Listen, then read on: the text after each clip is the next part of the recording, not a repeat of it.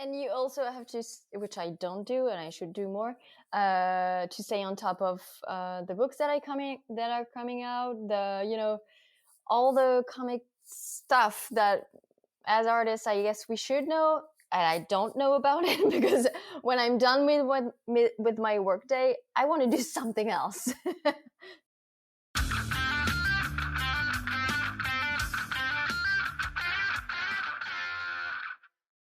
Hey, thanks for listening. This week's episode was inspired by the sensation that probably most everyone who creates things experiences when the feeling and the return on the effort doesn't seem to match up with what either we hope for or have experienced in the past. These can be accumulating things, they can be external pressures, and they can be things just not coming together the way we'd anticipated. We talk about it in the episode. Elsa had posted an interesting bit on social media about how she wasn't feeling up to the task of doing comic books anymore, which I've related to deeply. And I think it's something that everyone does go through. So I was really happy that she came on to talk about this and talk about how she's turned the corner. And I think that's a big thing, is that we need to acknowledge that it happens, and we have, most of the time, the tools to work our way through it. And if we don't, we can find help. That is just adding another tool to your self-care. Part of that self-care for her is tending to her life and tending to one of the great loves of her life, which is her dog. And so we had just a tight hour to talk because she has a date every day with her dog to go for a walk. If you listen well, you'll hear the dog making its little appearances here and there throughout the episode, and which I totally respect because I'm a huge dog person, and I would bend over backwards for my canine friends. I hope you enjoyed this episode as much as I did. So here's me with Elsa Charretier. How are you? I'm great. Nice to finally actually put face to face here. This has been, almost 3 years? Yeah, probably. Since I first asked you, and then I made a terrible mistake. So what was that mistake? I thought you were in Montreal. Oh, right. I remember now. No. I was so shamefaced. I'm like, I can't believe I made such a blunder. Oh, no, that's not a blunder. I mean, you couldn't know. That's okay. No, I mean, I guess the internet could have helped me there, but I just, for some reason, I thought I had read something about you being, living and working in Montreal. I'm like, oh, that's great. I love Montreal. And then I wouldn't know. I've never been. It is great. I mean, I can highly recommend it. Yeah, I've been to both Paris and Montreal, and they're both great, but great on different scales. So, how are you doing? I'm good. It's the end of a long work day, but I'm good. Yeah. It's middle of the work day for me. So this is kind of like my little break. I get to take a break, change. It helps kind of change gears, because after I finish this, I usually jump onto different client work. What do you do? Well, I do art direction primarily and brand design for all these different companies, and that's great. Oh yeah, but that's interesting. Sorry. It's okay. I sit and write in the mornings, and then I spend the afternoons doing client work. Oh, okay. That's good. Theoretically, a beautiful life. Yeah. But I guess what kind of kicked me off to send you another email was you had posted something about sort of this kind of grueling, weary sense about your work. And how it had recently just been this, like, I don't know if I can carry on kind of, thought about, like, carry on with the work, not with life. But I understand. Sure, depends on what clothes aren't already clean and what have to get washed. Yeah. So I was like, I know that feeling. I've had that feeling many Mm, times in different, in my different careers, whether it was when I was making comic books or, as a designer or whatever mm, in life. You get these points, you're like, what am I doing? mm, Why, where am I? Even if it's like, even like with the podcast, this isn't a job. This is sort of like, creative therapy. mm. I get to kind of dig in with somebody and talk about things and get jazzed on moments. But then I have these gaps. I'm like, what am I doing this for? Mm. And I was,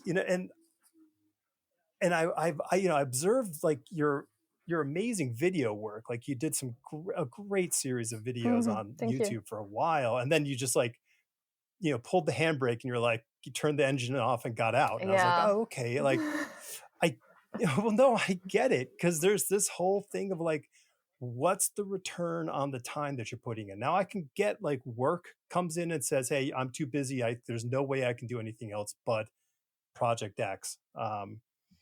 So that's a whole lot to unpack. I'm sorry, I just dropped a whole like load on you, but we can kind of dig into this as much as you want to Sure. or don't want to. So I guess the first thing is like what precipitated that social media post of saying, do I carry on doing this stuff? I think it's been a long time coming. I've worked a lot for the first 10 years of my career since 2014, Mm-hmm. 13. And working a lot was a relief for me because prior to starting comic book work, I was sort of aimless. I didn't exactly know what to do. I was 25, 25, 26, and I was kind of lost. I thought I wanted to work in movies, but I realized after too many years that it wasn't for me. But then what? Then Right. what? I have a basic education and no training in anything rather than acting, and it's not transferable. Not really. Although I guess it is in Yeah. a way, because when I started Yeah. drawing, I realized that I could use some of my performance skills to Mm-hmm. add value to character work. Yep. But at the time, I didn't know. I didn't know that I Sure. could. So I worked a lot for probably too much, but 5 days, 6 days a week, 12, 14, 16 hour days Mm-hmm. sometimes. But that was okay. I felt good with it. I would get tired, but never really like, what am I doing this for? I Right. knew why I was doing this for. My goal was to have my dream house. And I knew that as an independent worker, it would be harder to pull off than if I were an employee. So Mm-hmm. my goal was to set aside, have fun in my job, but also set aside as much money as I could to like have a down payment. And it's been my goal since like age 17. And I knew that I was working towards that goal. Yeah. And then about a year and a half ago, 2 years ago, I got the house, the dream house, as you can see. Okay. Yeah. And it started that way. Little by little, I started wondering, well, I fulfilled that one big goal. Now what? Why am I working Right. towards? And I had no answer. Why? So I started working Yeah. less because I didn't have to or didn't want to, because I didn't have that goal to like propel me. And then I got a dog that distracted me and took me further away from my work because I fell in love with dog training Mm-hmm.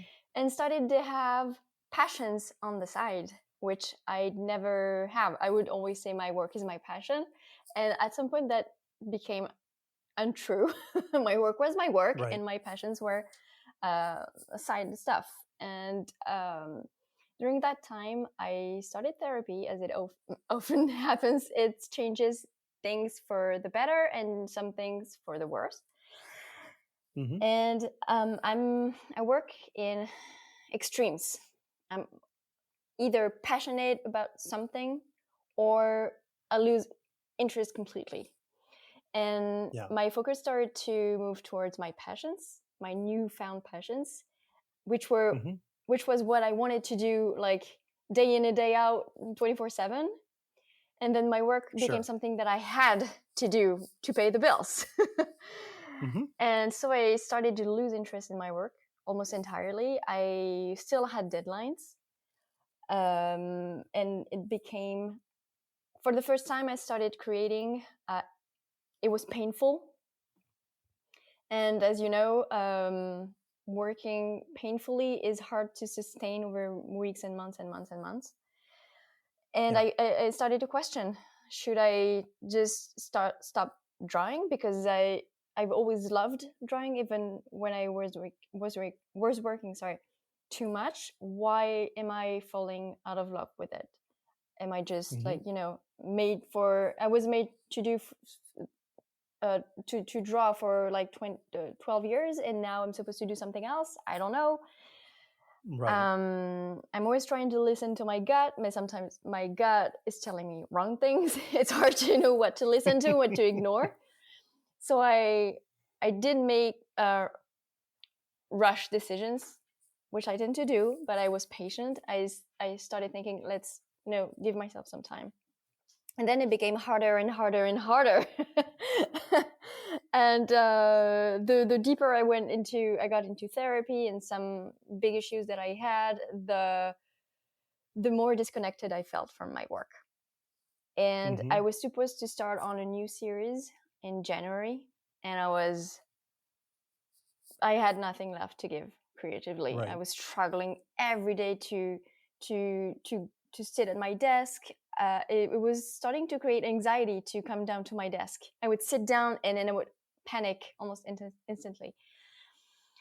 But still, I had to, finish my work. And so I asked the publisher, can I ask for a 3 months delay to start on the new series? I know that you have a schedule, but I can't start anything new right now. It wouldn't be good if I were to. Also, at that time, I was like sleeping 14 hours a day because I was in depression, a burnout depression, whatever you want to call it. And I was physically unable to draw a 24-page comic per month. And so I asked them, and they were incredibly nice, and they gave me those 3 months. And so I stopped drawing entirely. I worked on the art book for the Kickstarter campaign for our movie room service.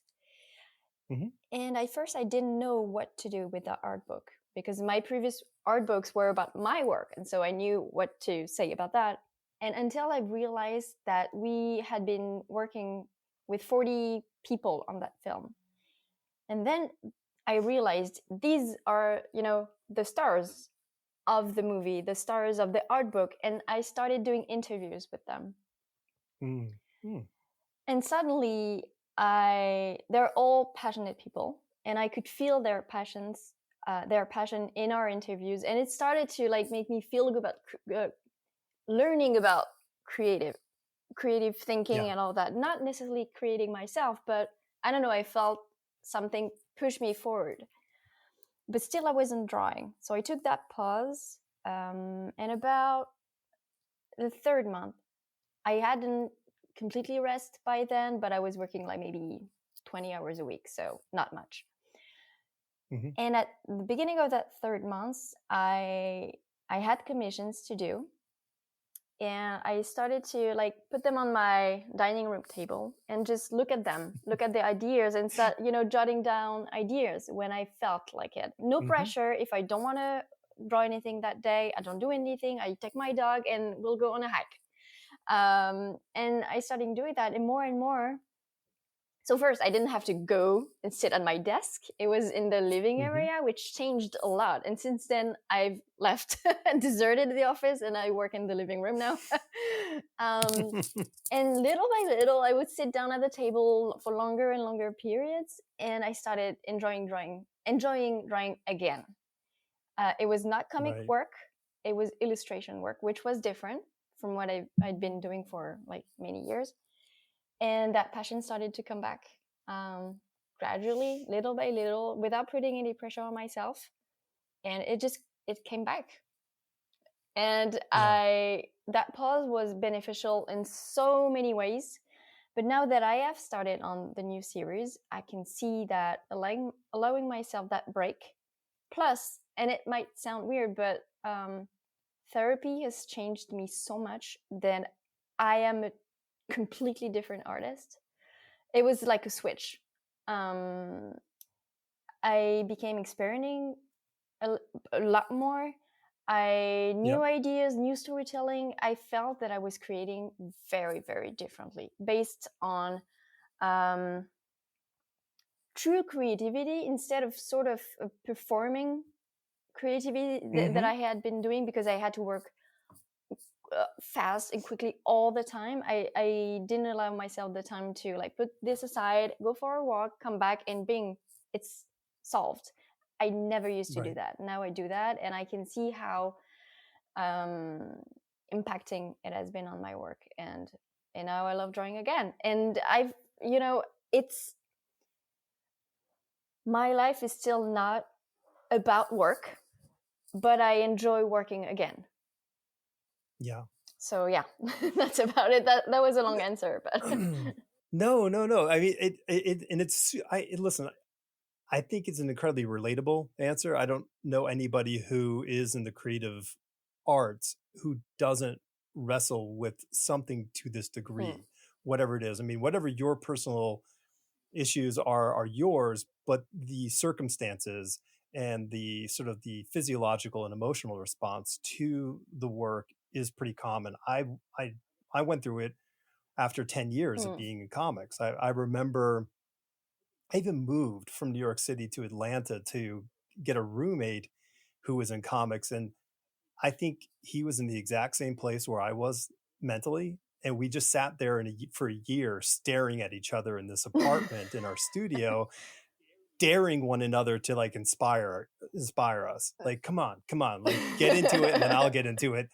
And we didn't. And it was it was a total shit show. But I totally know that sensibility. And I think a lot of it has to do with an identity. Like when we identify ourselves so much with the work that we're doing, that when it doesn't go well, we quickly pull up the mirror and go, well, what the fuck is wrong with me? Like, why am I like, am I not this person who I thought I was? Am I not this comic book artist? Am I not this painter? Whatever the thing is, we're quick to to sort of set the wolves upon ourselves, and it spirals into a bad scenario. And it's not, and it's so strange because listen, you said it, the whole oh, find your passion and you'll never work a day. I'm like, well, that's bullshit, man, because it's work. It's work. Like few people spend 12 to 14 hours a day doing their work like comic book artists. It's a dreadful process to do a page. It's so much effort and an energy that goes into telling a story on a 11 by 17 piece of paper. It's unbelievable. So I get it in the respect of like what you went through. And I love how you pulled the sort of the hey, no offense to anybody who got a commission from you, like, but it's the low pressure work. It's not the one where there's a publisher waiting and there's a schedule and a date and other people relying on it, but you pulled it into your living space and you made it kind of this thing where you go, when you would walk by, you had an opportunity to engage with it or not, but rather than it, there's a threshold, like a door, and you're like, well, in there is this responsibility that I'm avoiding. Yeah, right? exactly. Yeah. Yeah, and I started that's the thing, is that I started, I've always made an effort to make my commissions as good as they can be, but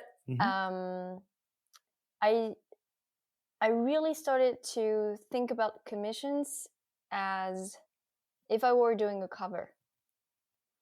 Really experimenting, pushing the composition, and all of that. I love that. Again, because I didn't set a time limit for myself. Usually I would have, okay, I have morning to pencil, afternoon to ink, and it should be done by then. So you limit yourself in terms of ideas. Sometimes a layout will come instantly. Sometimes I can do a commission in 4 hours, and sometimes it's going to be 12 hours. But if you, and that's what I used to do, if I allow myself this many hours to do something, then I'm gonna miss the opportunity to do special piece, because it's a piece that was supposed to take 8 or 9 hours to work on it. And I do the same thing on my new comic work. Again, trying to stay on time and all that, but I don't stress myself about schedule. Because I know that if I start doing that again, I'm gonna panic and I'm gonna like pull back. So I'd rather, I know it's not good, and I always prided myself on being on time for my comic work and my cover work. But this time around, I'm gonna try and not put as much pressure on myself for deadlines. And it's not something that my publisher should hear. We'll see. We'll see. I'm really trying my best. Like, I'm working 10 hours a day, 9 hours a day. So it's not that I'm slacking. I'm just slower because I'm allowing myself the time to think. That's what I wrote down. Is I think the really interesting thing about, and I don't know if interesting, the painful or the reality of comic books is that it's a craft game. It's not this construct where you sit and you go, well, let me think about all this stuff. You've pulled out, like on videos where you break down scenes in films, and you break down like why you think the angles and the compositions are done this way. But we don't get that time, and I say this we as a person who hasn't drawn a comic book page in 20 years, but we don't get this opportunity to sit and be really, really thoughtful about what we're trying to do here. We really have to react on our impulse based on the craft level that we've built up to. Yeah. And that's real tough. And that doesn't, like you said, leave a lot of room for experimentation. Like, you don't get to go like, well, let me see if this works. Oh, that didn't work. I got to redraw this whole thing. Like, we play safe in that sense of like what we want to do for story, unless we figure a way to crack out, I mean, what is it, 15 minutes, a half hour? You could sit and you could do some thinking. And then that thinking, the value, it's worth a ton. That's true. Yeah. And same thing, I used to allow myself 5 days for layouts. And then as I would get closer to the end of the 5th day, I was like, oh my God, I'm late. And then I would start panicking and I would just go to the first idea that I had. And that's also why I started to feel not disillusioned about comics, about my comic work, but I feel like I'm doing the same thing over and over and over again. Not that I'm doing the same panels, and not that I had figured it out and I didn't have anything left to learn, but because I was so stressed out, because I was not inspired anymore, I felt like I was doing the same page over and over again, even if it was very different. Right. And then my time doing commissions, by default, these are very different things. You're telling very different stories, and I started to take pleasure into like doing as many different compositions as I could.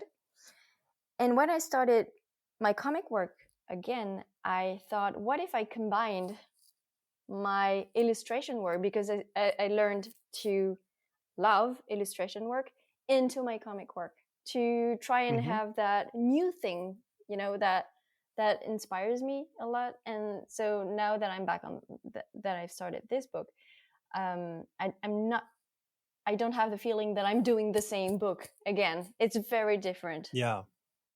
And it's, I think there's this, don't we love the artists, and I'm talking music, actors, whatever it is, who change and redefine? Like, Bowie being the greatest example of artists who redefine themselves into a new way of making music, performing music. And then you can look at, if you look at comic books, I can think of, like, Dan Ocean. Like, Dan's come back into comic books, in a way that everyone wishes they could go away and come back into comic books, to a level where we're all like, this guy's like a living modern master. And, if he never came back to comics, he would have just been one of the guys who did comic books. And now we all look and go, wow. And I think that's this sort of acceptance of, like, what you were talking about, like pulling in these disparate things. Like, I'm a huge fan of, making widening the funnel as much as possible of the things that we take in. Just get inspired, get engaged with as many things as you can, because all that stuff feeds the machine. That's true, but also when you're working that much, you don't have time for this. No, well, and you also have to, which I don't do, and I should do more, to stay on top of the books that are coming out. All the comic stuff that, as artists, I guess we should know, and I don't know about it, because when I'm done with my workday, I want to do something else. Completely. It's funny. Everyone goes, oh, well, this book, that book, this book, that book, from the 90s. That's when I drew comics. And I go, I don't remember any of that stuff. And it was because my head was down at a drawing table 14 hours a day. So unless it came in the box of comps, I didn't see anything. Like, I didn't go out and buy comics. It was just, or you would go by and a friend would say, hey, I'm doing this, or they'd send you something. You go, oh, this is really cool. But otherwise, not a clue. It's just, it is really tough. And, hats off to the people who can figure out how to really shorten their drawing day, and I think that comes with a lot of design preparation, of, like, thinking through how you're going to make something. I don't know. When I started, I had the very naive goal to, let's find a drawing style that is not too realistic, so that I can have, live a life outside of work. And that's why I started, it's not why, but, I loved animation, I loved Brustim, and I felt this is complicated to do that good cartoony style that is that good, but also when you've figured it out, there aren't as many details to put on the page, not as many detailed background. This shouldn't take that long. This should be easy. Not easy. This should be so simple. There's only like 7 lines. It's no problem. And then I realized you better make these 7 lines very, very, very good. The cartoony style is not very forgiving, because everything's there.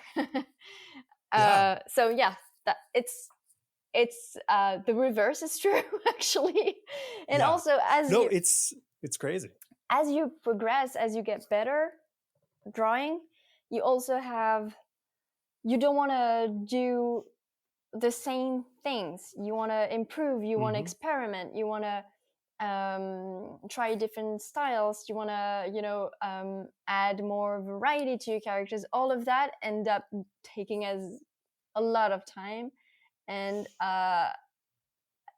personally, I feel like I'm drawing per day a lot more. Like, my pages have more content than they use back in the earlier days.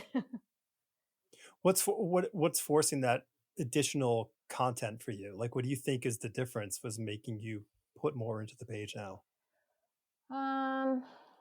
First of all, I can, because I'm drawing faster. I have like I could do a very simple page in 3 hours.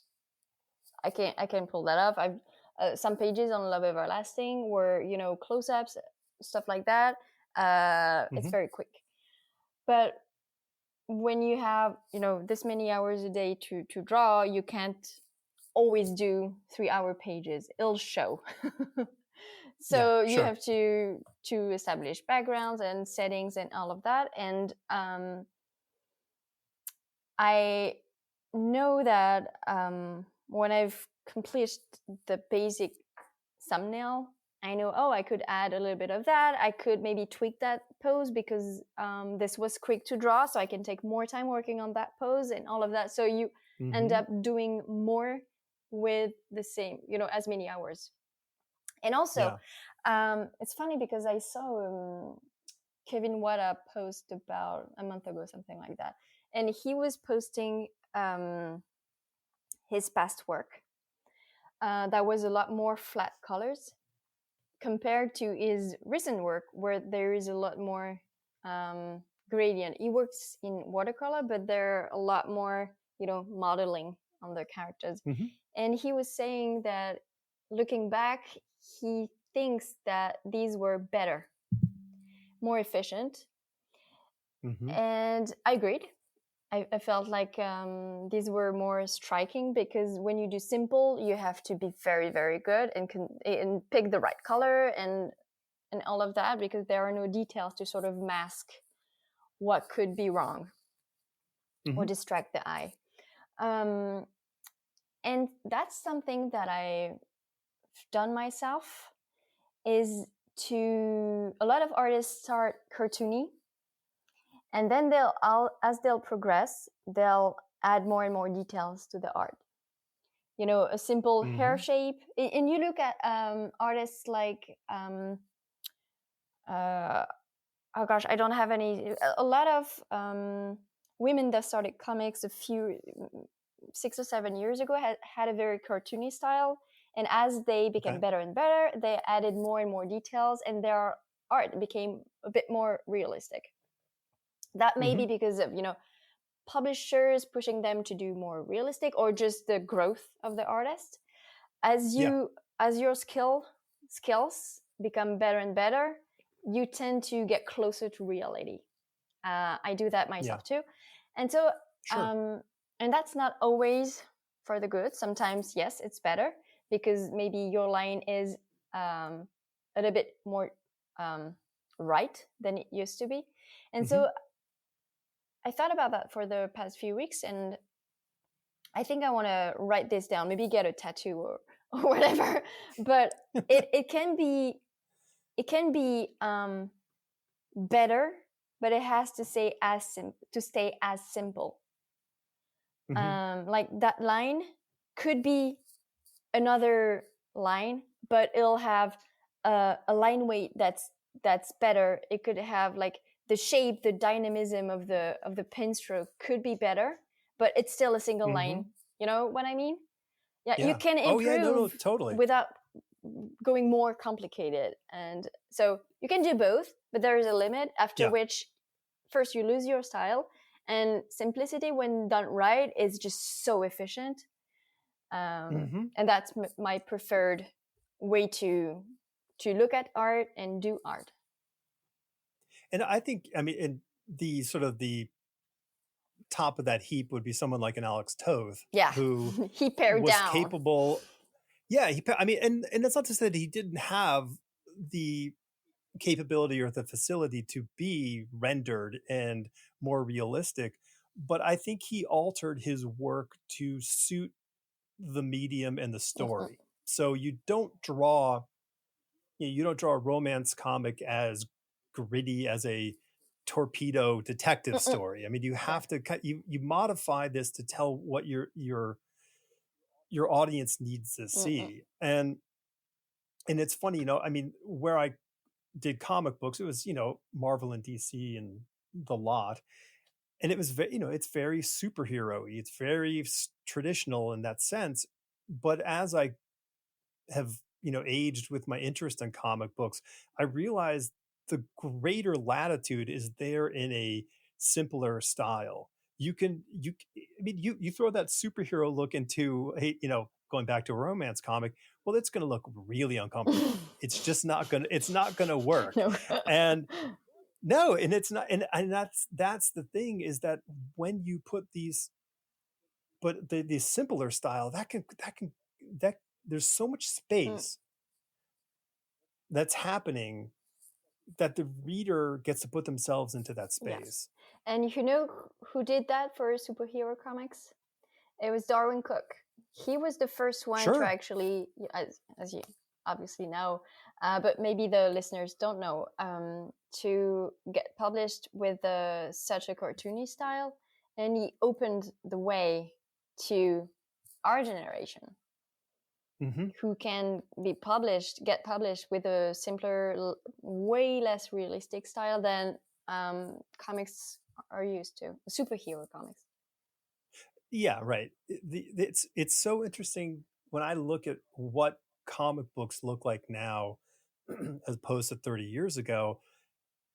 Bruce, Tim, and company, and I include Darwin into that, their impact, along with Studio Ghibli and the huge manga influence, has changed the landscape of how people draw comics. And it to a level where you go, wow, these things do not look alike anymore. And I love it because the variety that we get to see is such a benefit, because we're not forced to look at something and try to cram one thing into another thing. Like now it's like, find the right thing, find the right way of making these stories come together.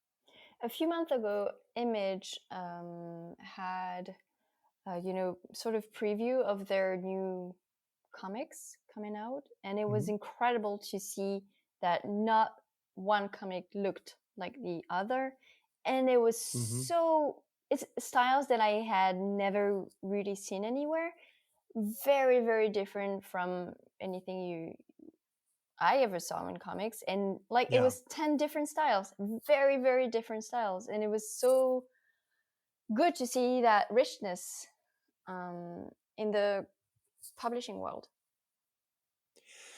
And what I hope the audience can, rather than accept what we always see as what is the traditional thing, accept the difference, and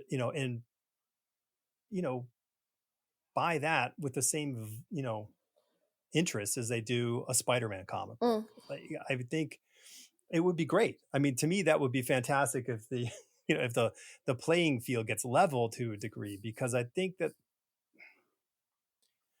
there's just so much more story to tell than just a straight up direct conflict.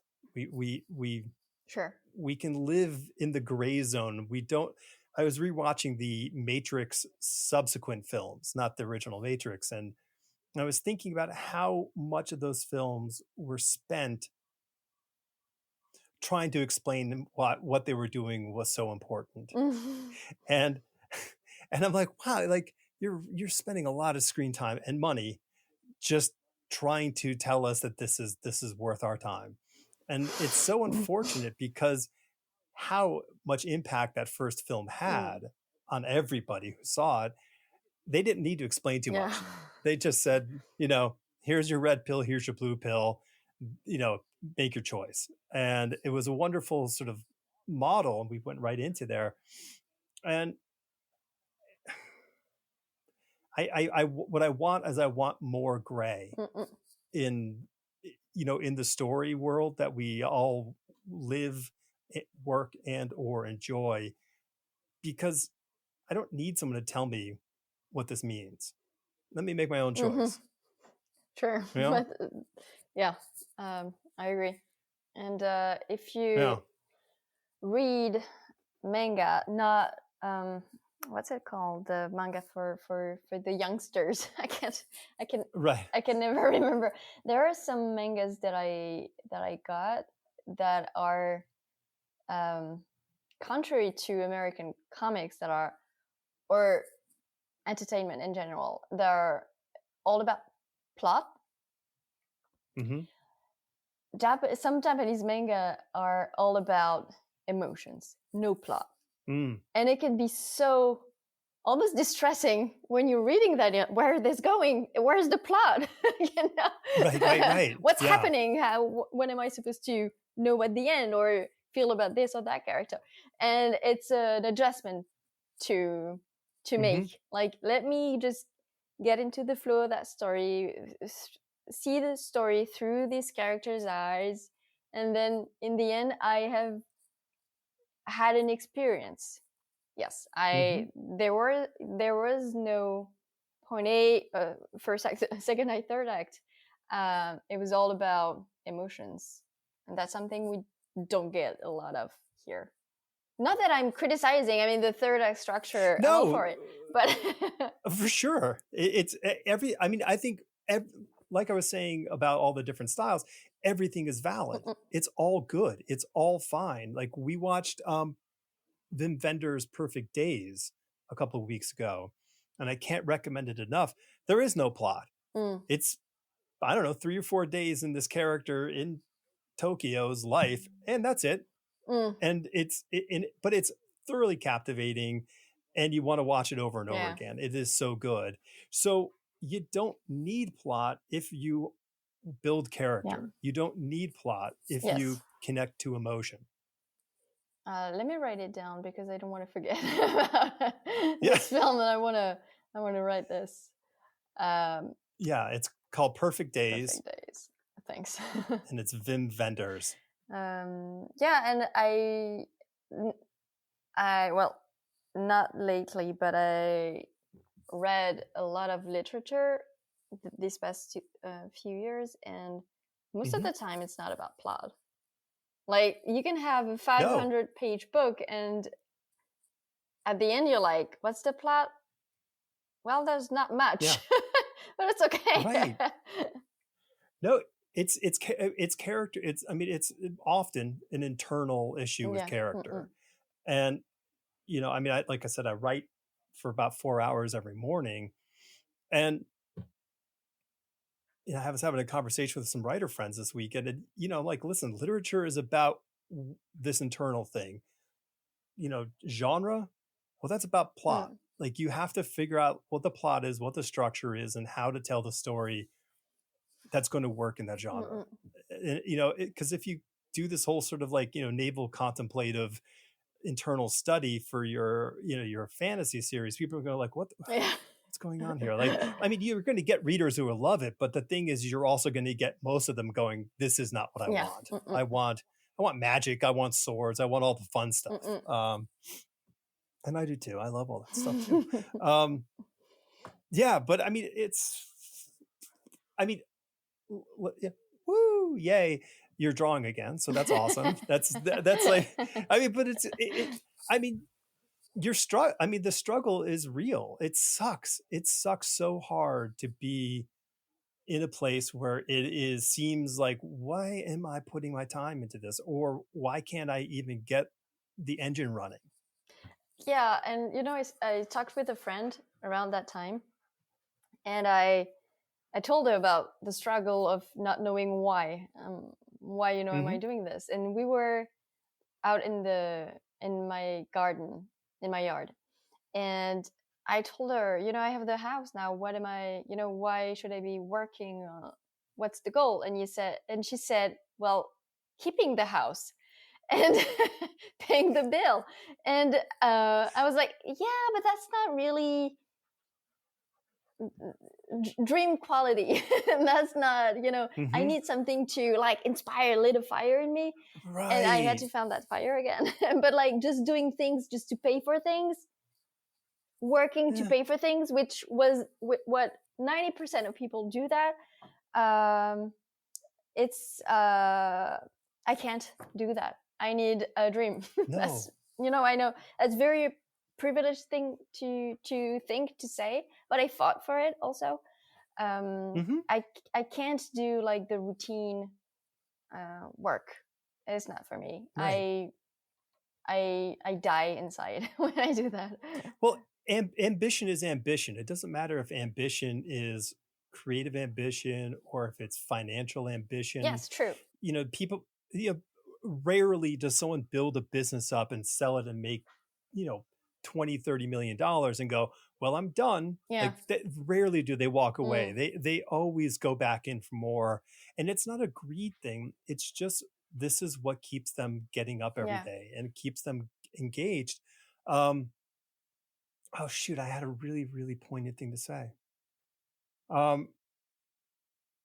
Okay. Well, I'm going to ask my other question about what's your maintenance then? What is keeping Elsa on track? What's keeping you engaged? Because it can't always be just the work. Oh, that's what it is.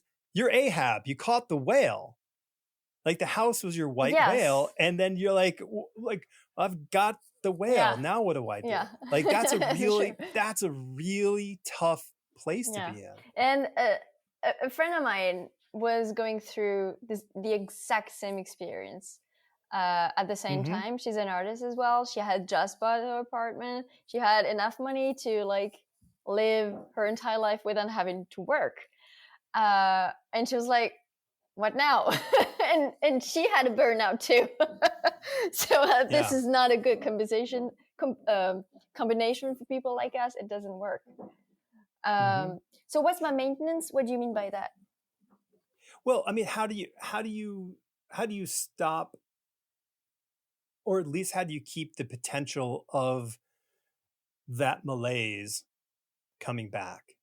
Is it, how do you frame it? What do you do? Are there any practices that you're involved with? Medication.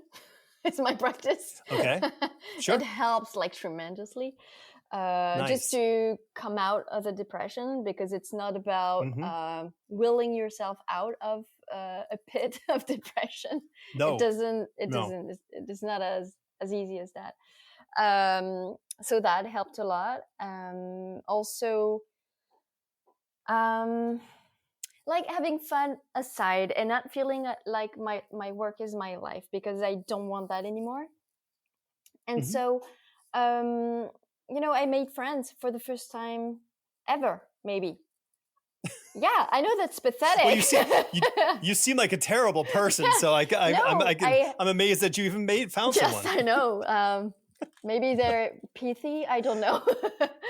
A pity, sorry. Because I felt before that I didn't need friends. I had my work, okay. So sure. I didn't need anyone, and I didn't need anyone else. So that also, and also being with people that have nothing to do with art.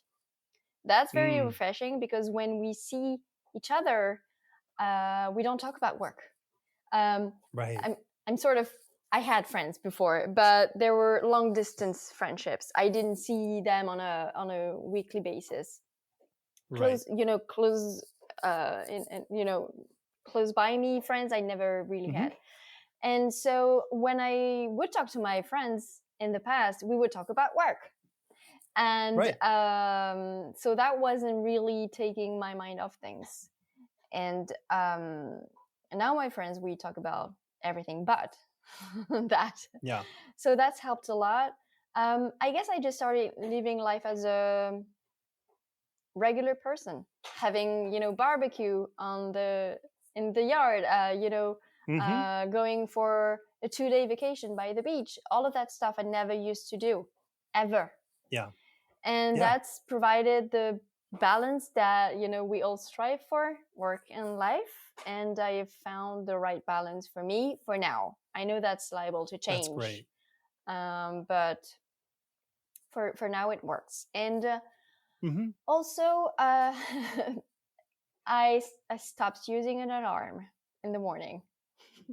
A friend of mine stayed at our house for a few days, and it said a quote from I can't remember who said that. Who said that an alarm clock is the first insult of the day. the first slap in the face. And I stopped that, and I allow myself to sleep as much as I have to. As much as I need. Okay. So this night or last night I slept for 10 hours. That's a lot. Oh my gosh. Yes. But I could not sleep 10 hours. Yeah. I thought I couldn't, but turns out I could, and I You needed can. to. I would Yeah. like yawn through the day, and it turns out I was missing like 3 hours of sleep every night, and so I don't put as much pressure. If I wake up at Yeah. 8, then I start working then. If I wake up at 9:30, then okay, today I'll start working at 10. Mhm. You know, and it's just listening to myself, which has helped. And that's good. And I think that convention of like, well, you got to get up and you got to do the thing, and I do the same all the subscribed to time. that. Right. No, but I get it in the terms that I think, I had this really, so I was an art director at L'Oreal for years, Oh. and I had this something happened and I had to stay at home to help my wife for like a week or so. And I would come into the office once or twice a week and I would be there for 3 hours a day. And I got more done in those 3 hours Mm. showing up because I was completely intent and focused on what I had to get done and delegated everything I needed to do and then got the hell out of there. Mm-mm.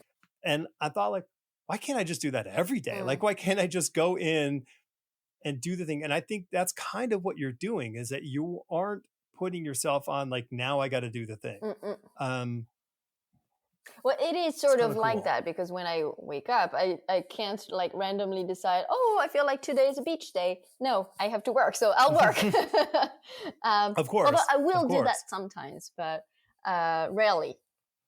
But yeah, Yeah. my rhythm changes every day, so I can't work the same way or have the same schedule every day. That's what I used to do, and that's what it didn't really work because I Right. have the flexibility to listen to myself, but I didn't use that flexibility before. Yeah. Well, I think you said something important, and the fact is listening to yourself. Mm-mm. It's very hard for us to hear the quietest voice in the room, and that's usually ourself. That's Yeah. our internal self is saying things, and it's super hard to legitimize that Mm. often because you're like, well, but I got to do this, I got to do this, and I got to do this. And yes, there are responsibilities we have, but we have to take care of ourselves in some fashion. And especially in the creative world where there isn't a job. Mm. We're not showing up to an office, because we got the art boss there going, well, it's time to art. Like there's none of this Yeah. stuff. Like you have to do it all yourself. um, and I had something to say. I forgot about it. Yeah, and I used to think like, what if I'm late? What if it's all Hmm. gonna fall apart? And when you get so down that you can't do the thing, even if that means you're gonna be late, I had to refund people that had bought me commissions because Hmm. I felt so guilty to have these people who had paid a lot of money a Yep. year before, a year and a half before, and I still hadn't had the energy to Yeah. do their commissions. And I said, let me refund you. And they all said, no, I can wait. You don't understand like the weight of the Hmm. guilt of not being able to provide you the artwork that you paid for in a timely fashion is crushing me. So I refunded Yeah. people. That's very embarrassing to do. Yeah. But I guarantee you felt so much Yes, better it was a weight off after my doing shoulder. that. And Yes. when I like literally had to stop because I could not work anymore, I realized like, Hmm. you know what? Yeah, maybe I discredited myself with some people. That's not the end of the world. I'll, Right. have the time to earn their trust again in the future. The world Hmm. didn't fall apart No. during my time off. The Yeah. comics world still going well. No one's even noticed that I was gone until I said it. Yeah. And so it makes you look at things differently after. There's no I have to. Yes, you have Right. engagement and agreement that you have to fulfill, but it's not the end of the world if that day you're feeling bad and you need to take off a day off. Yeah. So it makes you look at things differently and be a bit more humble, you know, Yes. about your work and Humble. and and Oh yeah, totally. Yeah, Yeah. like, oh, the world's gonna fall Yeah. apart No, if it's I don't not. finish this. It's not. It's totally not. Yeah, and forgiving. That's the other thing is like just you can be forgiving to Mm-mm, yourself. This is because like I mean those people who nice on them for saying, oh, you can take more time, but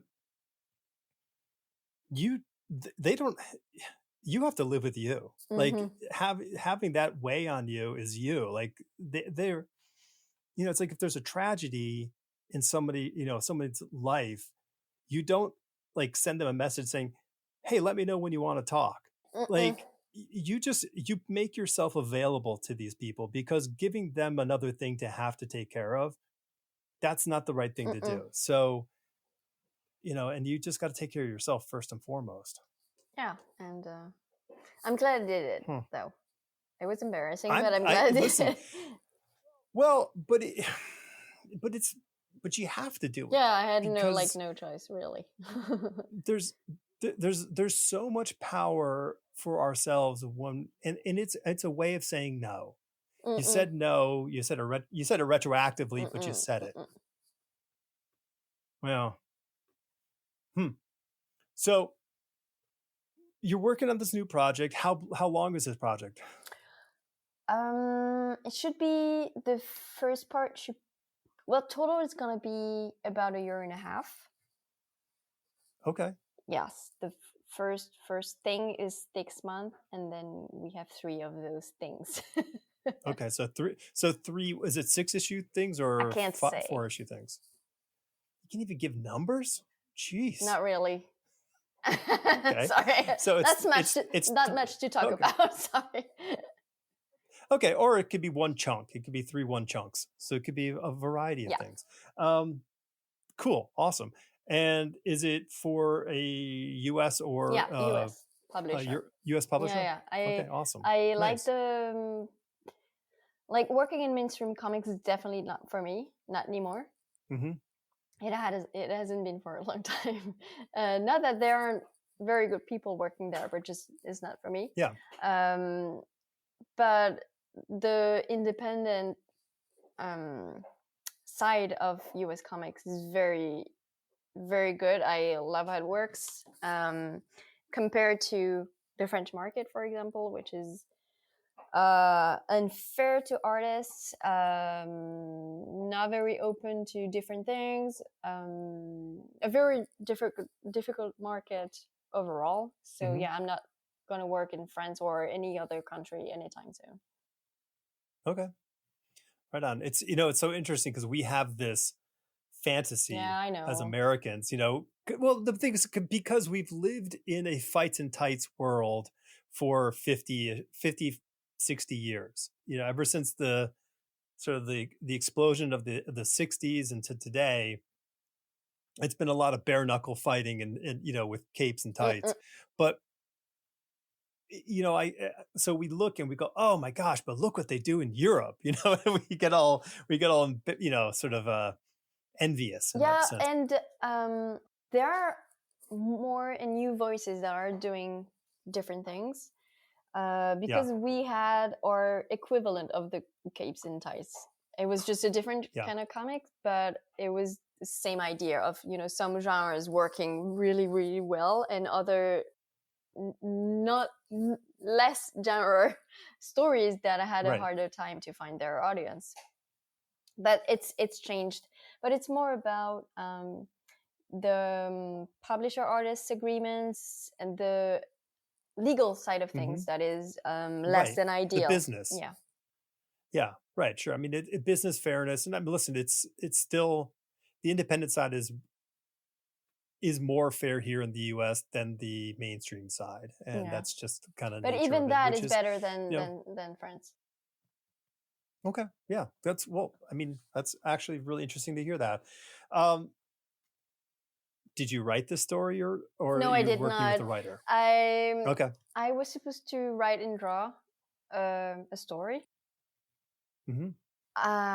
But it was like not the right time to learn an entire new skill, and it Yeah. would have Yeah. been a lot more work, a lot more stress, and that's everything that I didn't want.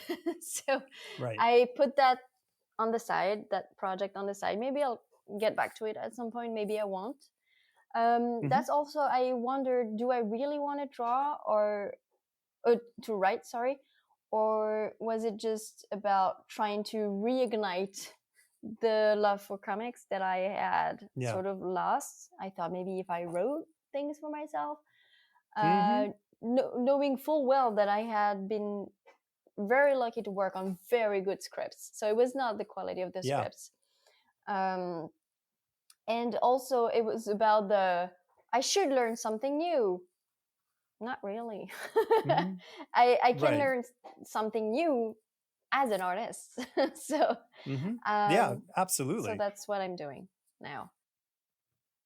That's a quite thoughtful way of looking at it. I applaud you in that respect. So sometimes later this year or the beginning next year will be yeah. Okay. It's gonna be very, very awesome. fun. Different from what I've done before, but hopefully better. I'm trying for it. I'm very proud of my character design for that comic. Oh, very cool. Yeah, I'm very, very proud of it, and I can't wait to show people the designs of the characters. Awesome. It's the first time that I've really thought that. So, yeah. Nice. Well, put that one right there on the shelf and just be happy that you have it there, because you got it. You made the thing that makes you happy. All right. Well, then maybe we'll talk about it at a later date. Absolutely. Maybe at the end of that whole run, maybe you'll come back and we'll talk about. Oh yeah, we'll have a lot to talk about. Yeah. Totally. Well, Elsa, thank you so much for spending this time. I've been really looking forward to talking with you. Thank you. It was a lovely chat. Thank you. Yeah. I'm super pleased that we got to do this, and all your people can find everything of your social and all your links will be in the description. Yes. So, thank you so much for having me. It was a really great chat. It's the first time that I got to talk about all this rather than a social media post. So yeah, that was good. Yeah. Thank you. Right. And I'll be happy to come back when the book's out. Fantastic. Thank you.